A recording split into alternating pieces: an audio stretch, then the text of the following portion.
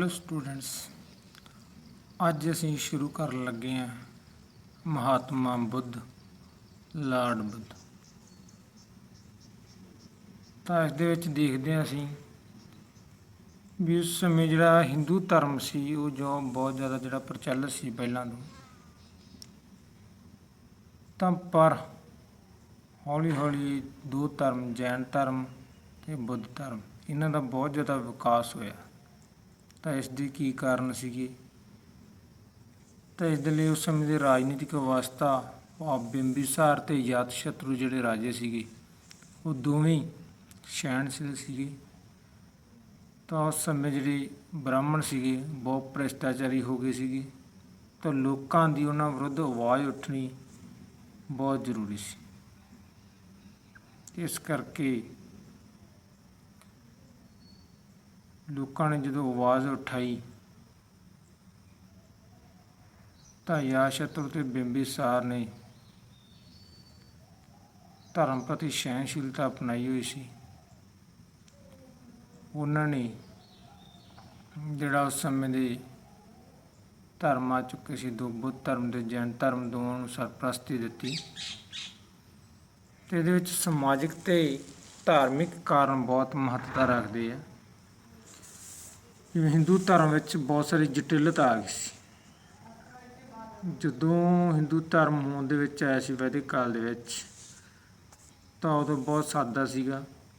ਤਾਂ ਹੌਲੀ ਹੌਲੀ ਇਹਦੇ ਵਿੱਚ ਬਹੁਤ ਸਾਰੇ ਕਰਮ ਕਾਂਡਾਂ ਦਾ, ਅੰਧ ਵਿਸ਼ਵਾਸਾਂ ਦਾ ਜਿਹੜਾ ਬੋਲਬਾਲ ਹੋ ਗਿਆ ਸੀਗਾ।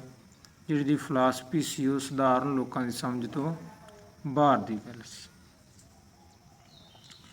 ਅਤੇ ਇਸ ਕਰਕੇ ਲੋਕ ਅਜਿਹਾ ਧਰਮ ਚਾਹੁੰਦੇ ਸੀ ਜਿਹੜੇ ਅੰਧ ਵਿਸ਼ਵਾਸਾਂ ਤੋਂ ਰਹਿਤ ਹੋਵੇ ਅਤੇ ਇੱਕ ਸਾਦਾ ਅਤੇ ਪਵਿੱਤਰ ਜੀਵਨ ਬਤੀਤ ਕਰਨ ਦੇ ਵਿੱਚ ਮਾਰਗਦਰਸ਼ਨ ਕਰੇ। ਸੈਕੰਡ ਸੀ ਖਰਚੀਲਾ ਧਰਮ। ਹਿੰਦੂ ਧਰਮ ਸੀ ਜਿਹੜਾ ਉਸ ਸਮੇਂ ਬਹੁਤ ਜ਼ਿਆਦਾ ਖਰਚੀਲਾ ਹੋ ਗਿਆ ਸੀ। ਹਰਮਨ ਪਿਆਰਾ ਹੋਣ ਦਾ ਕਾਰਨ ਇਹਦਾ ਸੀਗਾ ਹਿੰਦੂ ਧਰਮ ਦੀ ਸਾਦਗੀ ਸੀ। ਪਰ ਹੌਲੀ ਹੌਲੀ ਟਾਈਮ ਪੈ ਕੇ ਜਿਹੜਾ ਇਹ ਖਰਚੀਲਾ ਹੁੰਦਾ ਗਿਆ ਅਤੇ ਬਹੁਤ ਸਾਰੀਆਂ ਤਬਦੀਲੀਆਂ ਆਉਣੀਆਂ ਸ਼ੁਰੂ ਹੋ ਗਈਆਂ। ਲੋਕ ਯੱਗ ਅਤੇ ਬਲੀਆਂ 'ਤੇ ਜ਼ਿਆਦਾ ਵਿਸ਼ਵਾਸ ਕਰਨ ਲੱਗੇ। ਯੱਗਾਂ ਦੇ ਕਾਰਨ 'ਤੇ ਬਹੁਤ ਸਾਰਾ ਭਾਰੀ ਜਿਹੜਾ ਖਰਚ ਆਉਂਦਾ ਸੀ। ਤਾਂ ਆਮ ਲੋਕਾਂ ਨੂੰ ਫਿਰ ਦੇਖਾ ਦੇਖੀ ਦੇ ਵਿੱਚ ਉਹ ਯੱਗ ਕਰਨੇ ਪੈਂਦੇ ਸੀ। ਯੱਗ ਦੇ ਸਮੇਂ ਬ੍ਰਾਹਮਣਾਂ ਨੂੰ ਬਹੁਤ ਜ਼ਿਆਦਾ ਦਾਨ ਦੇਣ ਦੀ ਰਸਮ ਵੀ ਸੀ ਅਤੇ ਜਿਹੜੇ ਆਮ ਲੋਕਾਂ ਦੀ ਪਹੁੰਚ ਤੋਂ ਪਰੇ ਦੀ ਗੱਲ ਸੀ। ਇਸ ਕਰਕੇ ਲੋਕ ਅਜਿਹਾ ਚਾਹੁੰਦੇ ਸੀ ਕਿ ਉਹ ਇੱਕ ਸਾਦਾ ਧਰਮ ਅਪਣਾਉਣ। ਬ੍ਰਾਹਮਣਾਂ ਦਾ ਨੈਤਿਕ ਪਤਨ। ਬ੍ਰਾਹਮਣਾਂ ਦਾ ਨੈਤਿਕ ਪਤਨ ਵੀ ਹੌਲੀ ਹੌਲੀ ਸ਼ੁਰੂ ਹੋ ਗਿਆ। ਵੈਦਿਕ ਕਾਲ ਦੇ ਵਿੱਚ ਸੀ ਜਿਹੜਾ ਉਹ ਬ੍ਰਾਹਮਣਾਂ ਨੇ ਆਪਣਾ ਵਧੀਆ ਪਵਿੱਤਰ ਜੀਵਨ ਅਤੇ ਆਦਰਸ਼ਪੂਰਨ ਜੀਵਨ ਬਤੀਤ ਕੀਤਾ। ਪਰ ਹੌਲੀ ਹੌਲੀ ਉਹਨਾਂ ਦੇ ਵਿੱਚ ਭ੍ਰਿਸ਼ਟਾਚਾਰੀ, ਧੋਖੇਬਾਜ਼ੀ, ਲਾਲਚੀ ਆਦਤ ਸੀ ਜਿਹੜੇ ਉਹ ਗੁਣ ਸ਼ਾਮਲ ਹੋ ਗਏ ਸੀਗੇ। ਤਾਂ ਉਹਨਾਂ ਦਾ ਮਕਸਦ ਸਿਰਫ ਲੋਕਾਂ ਨੂੰ ਕਿਸੇ ਨਾ ਕਿਸੇ ਬਹਾਨੇ ਲੁੱਟਣਾ ਹੀ ਸੀ। ਤਾਂ ਜਾਤੀ ਪ੍ਰਥਾ ਵੀ ਬਹੁਤ ਜ਼ਿਆਦਾ ਕਠੋਰ ਹੋ ਗਈ ਸੀ। ਬ੍ਰਾਹਮਣ, ਛਤਰੀ, ਵੈਸ਼ ਅਤੇ ਸ਼ੂਦਰ ਚਾਰ ਜਾਤਾਂ ਸੀਗੀਆਂ। ਤਾਂ ਸ਼ੂਦਰਾਂ ਦੇ ਨਾਲ ਜਿਹੜਾ ਬਹੁਤ ਗਿਣਤੀ ਸ਼ੂਦਰਾਂ ਦੀ ਸੀ ਅਤੇ ਉਹਨਾਂ ਦੇ ਨਾਲ ਬਹੁਤ ਮਾੜਾ ਵਰਤਾਓ ਕੀਤਾ ਜਾਂਦਾ ਸੀ। ਉਹਨਾਂ ਨੂੰ ਪੜ੍ਹਨ ਲਿਖਣ ਦੀ ਕੋਈ ਆਗਿਆ ਨਹੀਂ ਸੀਗੀ। ਖੂਹਾਂ ਦੇ ਉੱਪਰ ਉਹਨਾਂ ਨੂੰ ਪਾਣੀ ਨਹੀਂ ਭਰਨ ਦਿੱਤਾ ਜਾਂਦਾ ਸੀਗਾ। ਅਤੇ ਇਸ ਤਰ੍ਹਾਂ ਉਹ ਲੋਕ ਇੱਕ ਅਜਿਹਾ ਧਰਮ ਚਾਹੁੰਦੇ ਸੀ ਜਿਹੜਾ ਉਹਨਾਂ ਨੂੰ ਸਮਾਨਤਾ 'ਤੇ ਲੈ ਕੇ ਆਵੇ, ਦੂਜਿਆਂ ਦੇ ਬਰਾਬਰ ਦੀ ਜਿਹੜੀ ਸਮਾਨਤਾ ਦੇਵੇ। ਔਖੀ ਭਾਸ਼ਾ ਜਿਹੜੀ ਉਸ ਸਮੇਂ ਦੀ ਹਿੰਦੂ ਧਰਮ ਦੀ ਜਾਂ ਵੈਦਿਕ ਦੀ ਭਾਸ਼ਾ ਸੀ ਉਹ ਸੰਸਕ੍ਰਿਤੀ ਸੀ ਜਿਸ ਨੂੰ ਪਵਿੱਤਰ ਭਾਸ਼ਾ ਮੰਨਿਆ ਜਾਂਦਾ ਸੀ। ਪਰ ਇਹ ਆਮ ਲੋਕਾਂ ਦੀ ਸਮਝ ਤੋਂ ਬਾਹਰ ਦੀ ਗੱਲ ਸੀ। ਆਮ ਲੋਕ ਸੀ ਜਿਹੜੇ ਉਹ ਇਹ ਭਾਸ਼ਾ ਨਹੀਂ ਸਮਝ ਸਕਦੇ ਸੀ। ਸਾਰਾ ਜਿਹੜਾ ਇਤਿਹਾਸ ਸੀਗਾ ਉਪਨਿਸ਼ਦ, ਵੇਦ, ਜਿਹੜੇ ਵੈਦਿਕ ਗ੍ਰੰਥ ਸੀਗੇ, ਬ੍ਰਾਹਮਣ ਗ੍ਰੰਥ ਹੋ ਗਏ, ਰਾਮਾਇਣ ਹੋ ਗਏ, ਮਹਾਂਭਾਰਤ, ਸਾਰੇ ਇਹ ਸੰਸਕ੍ਰਿਤੀ ਵਿੱਚ ਲਿਖੇ ਗਏ ਜਿਹੜੇ ਆਮ ਲੋਕ ਨਹੀਂ ਸਮਝ ਸਕਦੇ ਸੀ। ਇਸ ਕਰਕੇ ਲੋਕ ਇਹ ਚਾਹੁੰਦੇ ਸੀਗੇ ਕਿ ਕੋਈ ਧਰਮ ਅਜਿਹਾ ਹੋਵੇ ਜਿਹੜਾ ਉਹਨਾਂ ਦੀ ਆਪਣੀ ਭਾਸ਼ਾ ਦੇ ਵਿੱਚ ਹੋਵੇ। ਤਾਂ ਬੁੱਧ ਧਰਮ ਅਤੇ ਜੈਨ ਧਰਮ ਉਸ ਸਮੇਂ ਦੋ ਜਿਹੜੇ ਉਸ ਸਮੇਂ ਲੋਕਾਂ ਦੀ ਭਾਸ਼ਾ ਸੀ, ਪਾਲੀ ਭਾਸ਼ਾ ਜਾਂ ਪ੍ਰਾਕਿਰਤਿਕ ਭਾਸ਼ਾ, ਅਰਧ ਮਗਧੀ ਭਾਸ਼ਾ ਦੇ ਵਿੱਚ ਇਹਨਾਂ ਨੇ ਆਪਣਾ ਪ੍ਰਚਾਰ ਕੀਤਾ ਅਤੇ ਇਤਿਹਾਸਕ ਗ੍ਰੰਥ ਸੀ ਜਿਹੜੇ ਲਿਖੇ। ਉਸ ਸਮੇਂ ਲੋਕ ਜਾਦੂ ਟੂਣੇ ਵਿੱਚ ਵੀ ਬਹੁਤ ਜ਼ਿਆਦਾ ਵਿਸ਼ਵਾਸ ਕਰਨ ਲੱਗ ਗਏ ਸੀਗੇ।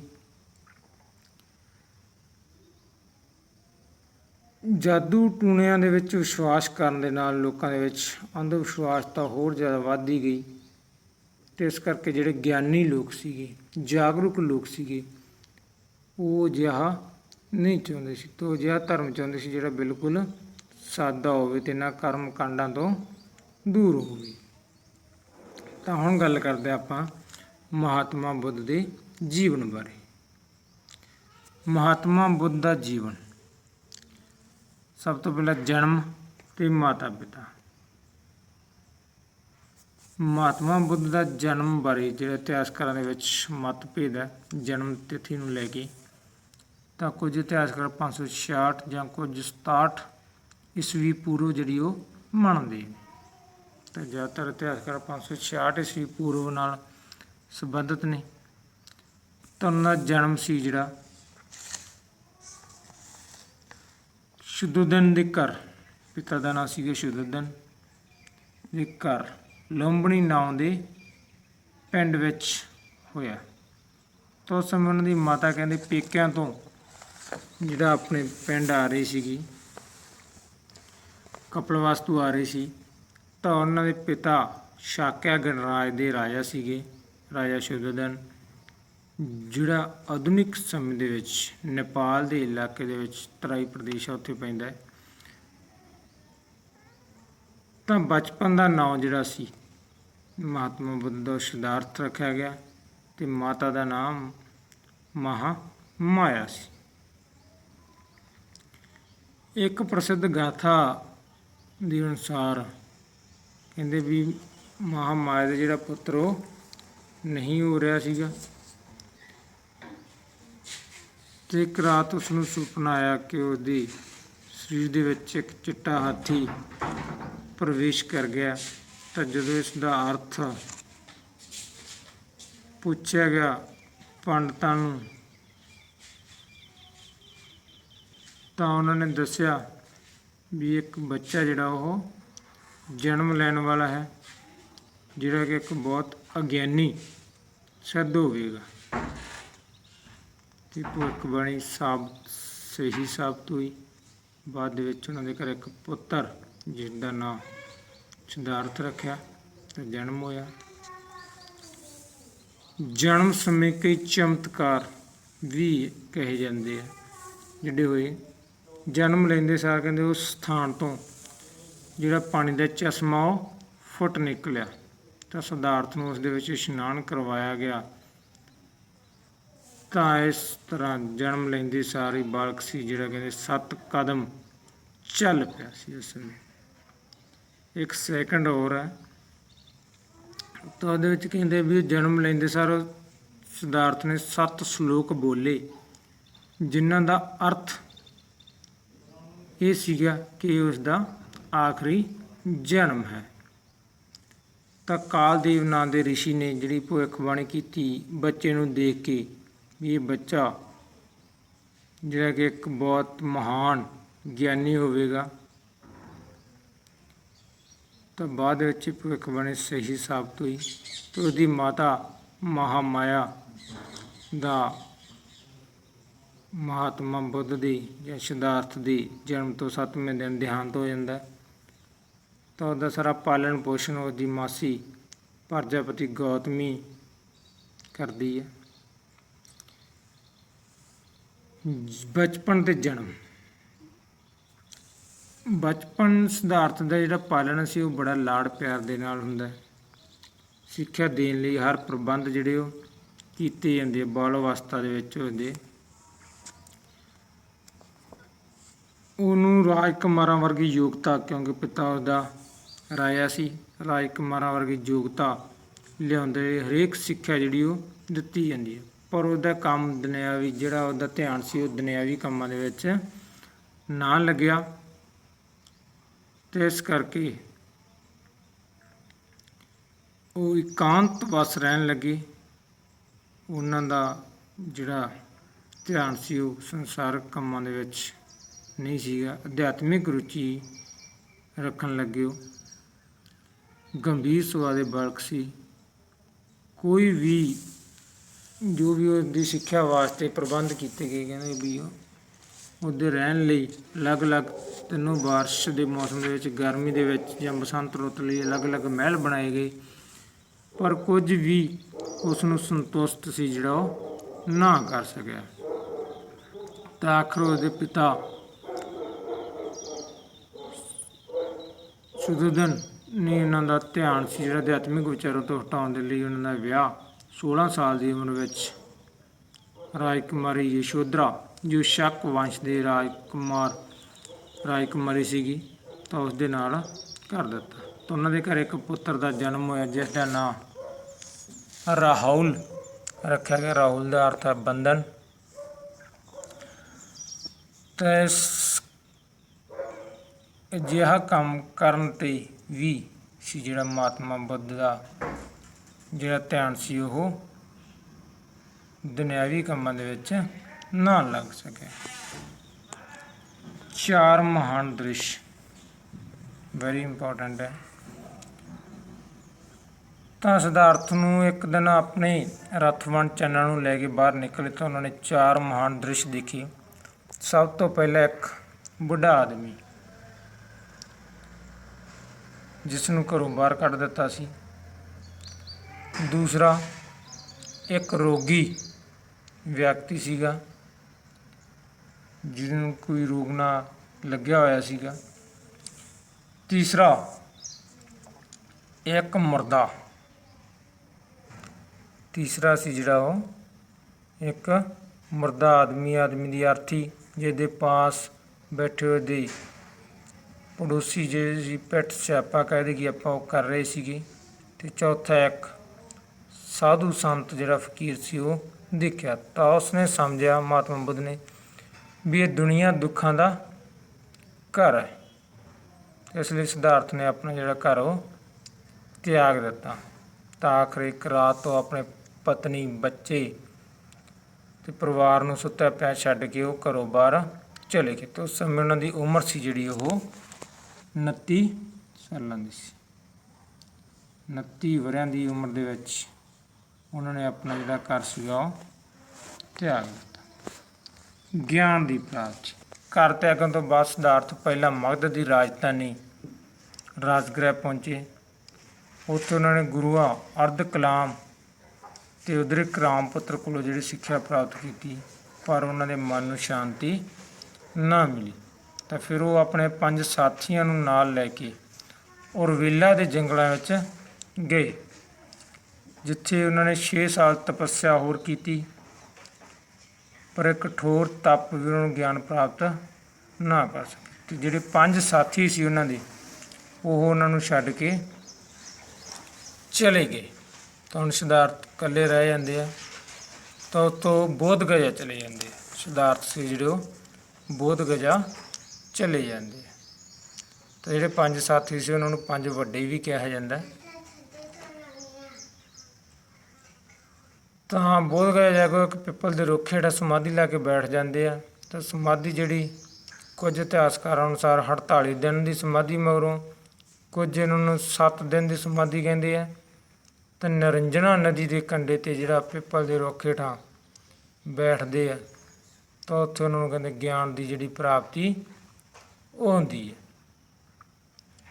ਤਾਂ ਇਸ ਕਰਕੇ ਬੁੱਧ ਗਿਆਨਵਾਨ ਅਖਵਾਏ। ਬੁੱਧ ਦਾ ਅਰਥ ਹੈ ਗਿਆਨਵਾਨ। ਜਿਸ ਰੁੱਖ ਦੇ ਥੱਲੇ ਉਹਨਾਂ ਨੂੰ ਗਿਆਨ ਦੀ ਪ੍ਰਾਪਤੀ ਸੀ, ਉਸ ਨੂੰ ਬੋਧੀ ਰੁੱਖ ਦੇ ਨਾਲ ਨਾਲ ਪੂਜਿਆ ਜਾਂਦਾ। ਗਿਆਨ ਪ੍ਰਾਪਤੀ ਸਮੇਂ ਮਹਾਤਮਾ ਬੁੱਧ ਦੀ ਉਮਰ ਸੀ ਜਿਹੜੀ ਉਹ 35 ਵਰ੍ਹਿਆਂ ਦੀ ਸੀ। ਉਸ ਤੋਂ ਬਾਅਦ ਧਰਮ ਪ੍ਰਚਾਰ ਦੇ ਵਿੱਚ ਸਭ ਤੋਂ ਪਹਿਲਾਂ ਬਨਾਰਸ ਦੇ ਕੋਲ ਸਾਰਨਾਥ ਪਹੁੰਚੇ।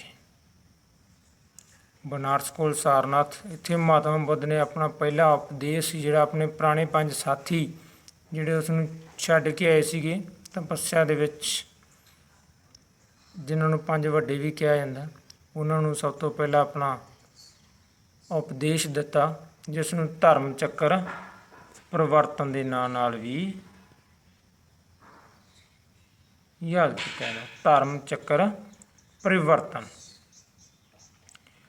ਪਹਿਲੇ ਉਪਦੇਸ਼ ਨੂੰ, ਮਹਾਤਮਾ ਬੁੱਧ ਦੇ ਪਹਿਲੇ ਉਪਦੇਸ਼ ਨੂੰ ਕੀ ਕਿਹਾ ਜਾਂਦਾ? ਧਰਮ ਚੱਕਰ ਪਰਿਵਰਤਨ। ਮਹਾਤਮਾ ਬੁੱਧ ਇਸ ਤਰ੍ਹਾਂ ਲਗਭਗ 45 ਵਰ੍ਹਿਆਂ ਤੱਕ ਥਾਂ ਥਾਂ ਜਾ ਕੇ ਉਪਦੇਸ਼ਾਂ ਦਾ ਪ੍ਰਚਾਰ ਕਰਦੇ ਰਹੇ ਤਾਂ ਸਰਲ ਉਪਦੇਸ਼ ਲੋਕਾਂ ਦੇ ਮਨ 'ਤੇ ਡੂੰਘਾ ਅਸਰ ਪਿਆ ਅਤੇ ਉਹਨਾਂ ਦੇ ਪੈਰੋਕਾਰ ਬਣਦੇ ਚਲੇ ਗਏ। ਬੁੱਧ ਦੇ ਪੈਰੋਕਾਰਾਂ ਵਿੱਚ ਮਗਧ ਦਾ ਰਾਜਾ ਸੀ ਜਿਹੜਾ ਬਿੰਬੀਸਾਰ, ਅਯਾਤ ਸ਼ਤਰੂ, ਕੌਸ਼ਲ ਦਾ ਪ੍ਰਸੇਨਜੀਤ, ਕੁਸਾਂਬੀ ਦਾ ਉਦੇਜਨ ਅਤੇ ਵਿਸ਼ਾਲੀ ਦੇ ਜਿਹੜੇ ਪ੍ਰਸਿੱਧ ਵਿਸ਼ਵਾ ਅਮਰਾਪਲੀ, ਕਪਿਲਵਾਸਤੂ ਦੇ ਸ਼ਾਸਕ ਸ਼ੁੱਧੋਧਨ ਜਿਹੜਾ ਉਹਨਾਂ ਦਾ ਪਿਤਾ ਸੀਗਾ, ਮਾਤਾ ਪ੍ਰਜਾਪਤੀ ਗੌਤਮੀ, ਬੁੱਧ ਦੀ ਪਤਨੀ ਯਸ਼ੋਧਰਾ ਅਤੇ ਉਹਦਾ ਪੁੱਤਰ ਰਾਹੁਲ ਵੀ ਉਹਨਾਂ ਦੇ ਜਿਹੜੇ ਚੇਲੇ ਸੀ ਉਹ ਬਣੇ। ਮਹਾਪਰਿਨਿਰਵਾਣ। ਮਹਾਤਮਾ ਬੁੱਧ ਦੇ ਉਪਦੇਸ਼ਾਂ ਤੋਂ ਭਟਕੀ ਮਨੁੱਖਤਾ ਨੂੰ ਜਿਹੜਾ ਗਿਆਨ ਦਾ ਮਾਰਗ ਦਿਖਾਇਆ ਤਾਂ 80 ਸਾਲ ਦੀ ਉਮਰ ਦੇ ਵਿੱਚ ਬੁੱਧ ਨੇ ਕੁਸ਼ੀਨਗਰ ਪਹੁੰਚੇ ਅਤੇ ਉੱਥੇ 486 ਈਸਵੀ ਪੂਰਵ, ਕੁਝ ਇਤਿਹਾਸਕਾਰਾਂ ਦੇ ਅਨੁਸਾਰ ਜਿਹੜਾ 483 ਈਸਵੀ ਪੂਰਵ ਮੰਨਿਆ ਜਾਂਦਾ ਇਸ ਸਮਾਂ। ਕਹਿੰਦੇ ਉਸ ਤੋਂ ਪਹਿਲਾਂ ਜਿਹੜਾ ਪਾਵਾ ਵਿਖੇ ਚੁੰਡਾ ਨਾਂ ਦੇ ਸੁਨਹਿਰੇ ਤੋਂ ਲੁਹਾਰ ਤੋਂ ਜਿਹੜਾ ਭੋਜਨ ਖਾਧਾ ਉਹਨਾਂ ਨੇ ਤਾਂ ਉਹਦੇ ਕਰਕੇ ਉਸ ਨੂੰ ਪੇਚਸ ਸੀ ਜਿਹੜੇ ਉਹ ਲੱਗ ਗਏ ਤਾਂ ਫਿਰ ਉਹ ਕੁਸ਼ੀਨਗਰ ਦੇ ਵਿੱਚ ਗਈ ਤਾਂ ਉੱਥੇ ਉਹਨਾਂ ਦੇ ਜਿਹੜਾ ਦੇਹਾਂਤ ਹੈ ਜਾਂ ਕਹਿ ਦਈਏ ਆਪਾਂ ਵੀ ਸਰੀਰ ਨੂੰ ਉਹ ਤਿਆਗ ਦਿੰਦੇ ਆ। ਅਤੇ 3 ਮਹੀਨੇ ਪਹਿਲਾਂ ਹੀ ਉਹਨਾਂ ਨੇ ਕਹਿੰਦੇ ਘੋਸ਼ਣਾ ਕਰ ਦਿੱਤੀ ਸੀ ਅਤੇ ਇਸ ਘਟਨਾ ਨੂੰ ਮਹਾਪਰਿਨਿਰਵਾਣ ਦੇ ਨਾਂ ਨਾਲ ਯਾਦ ਕੀਤਾ ਜਾਂਦਾ। ਤਾਂ ਬੁੱਧ ਨੇ ਉਸ ਸਮੇਂ ਆਪਣੇ ਪ੍ਰਸਿੱਧ ਚੇਲਾ ਸੀ ਜਿਹੜਾ ਉਹਦਾ ਚੰਨਾ, ਉਸ ਨੂੰ ਆਪਣੇ ਕੋਲੇ ਬੁਲਾ ਕੇ ਬੁੱਧ ਧਰਮ ਦੇ ਜਿਹੜੇ ਸਾਰੇ ਸ਼ੰਕੇ ਸੀ ਉਹ ਦੂਰ ਕੀਤੇ ਤਾਂ ਉਹਨਾਂ ਨੇ ਦੱਸਿਆ ਜਾਂ ਉਹਨਾਂ ਦੇ ਅੰਤਮ ਸ਼ਬਦ ਸੀ ਜਿਹੜੇ ਉਹ ਸੀ, ਦੁਨੀਆ ਦੀ ਹਰ ਸ਼ੈ ਹੈ ਜਿਹੜੀ ਉਹ ਨਾਸ਼ਵਾਨ ਹੈ। ਭਾਵ ਜਿਹੜੀ ਦੁਨੀਆ ਦੀ ਚੀਜ਼ ਬਣੀ ਹੈ ਉਸ ਦਾ ਅੰਤ ਇੱਕ ਦਿਨ ਲਾਜ਼ਮੀ ਹੈ। ਤਾਂ ਇਸ ਤਰ੍ਹਾਂ ਬੁੱਧ ਪਰੰਪਰਾ ਦੇ ਅਨੁਸਾਰ ਮੌਤ ਸਮੇਂ ਵੀ ਕਹਿੰਦੇ ਚਮਤਕਾਰ ਹੋਈ। ਮੌਤ ਸਮੇਂ ਬਰਛਾਂ ਨੂੰ ਬਿਨਾਂ ਮੌਸਮ ਦੇ ਜਿਹੜੇ ਫੁੱਲ ਖਿੜ ਗਏ, ਉਹਨਾਂ ਉੱਤੇ ਫੁੱਲਾਂ ਦੀ ਵਰਖਾ ਹੋਈ। ਸਵਰਗ ਤੋਂ ਚੰਦਰ ਫੁੱਲ ਵਰਸੇ ਤਾਂ ਆਕਾਸ਼ ਤੋਂ ਸਵਰਗ ਦੇ ਗੀਤਾਂ ਦੀਆਂ ਜਿਹੜੀਆਂ ਧੁਨੀਆਂ ਸੀ ਉਸ ਸਮੇਂ ਸੁਣਾਈ ਦਿੱਤੀਆਂ ਗਈਆਂ ਇੱਕ ਪ੍ਰਸਿੱਧ ਗਾਥਾ ਦੇ ਅਨੁਸਾਰ। ਤਾਂ ਇਹ ਸੀਗਾ ਮਹਾਤਮਾ ਬੁੱਧ ਦਾ ਜੀਵਨ। ਤਾਂ ਇਸ ਤੋਂ ਅੱਗੇ ਇਹਨਾਂ ਦੇ ਅਸੀਂ ਜਿਹੜੇ ਕੰਮ ਸੀਗੇ, ਇਹਨਾਂ ਦੀਆਂ ਸਿੱਖਿਆਵਾਂ ਸੀਗੀਆਂ ਜਾਂ ਬੁੱਧ ਧਰਮ ਦੇ ਵਿੱਚ ਕਿਹੜੀਆਂ ਕਿਹੜੀਆਂ ਹੋਰ ਸੰਪਰਦਾਵਾਂ ਦਾ ਜਨਮ ਹੋਇਆ ਤਾਂ ਇਹਦੇ ਬਾਰੇ ਪੜ੍ਹਾਂਗੇ। Thanks, have a nice day.